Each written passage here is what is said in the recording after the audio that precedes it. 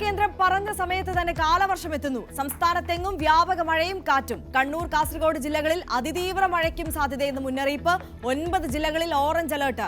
റോഡുകളിൽ വെള്ളക്കെട്ട്, പലയിടത്തും മരം വീണു.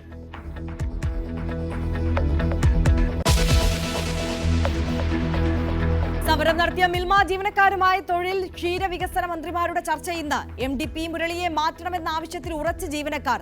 സമവായം കണ്ടില്ലെങ്കിൽ സംസ്ഥാനത്ത് പാൽ വിതരണം പ്രതിസന്ധിയിലാകും.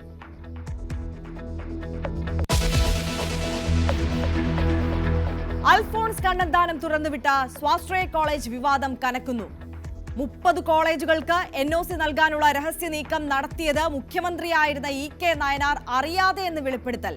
തന്നെ സസ്പെൻഡ് ചെയ്യാതിരുന്നത് PJ ജോസഫ് രാജ്യഭീഷണി മുഴക്കിയതിനാൽ. മന്ത്രിസഭ അറിയാതെ നയം മാറ്റിയത് നാട്ടിൽ തന്നെ പഠന സൗകര്യം ഉറപ്പാക്കാനെന്നും കണ്ണന്താനം.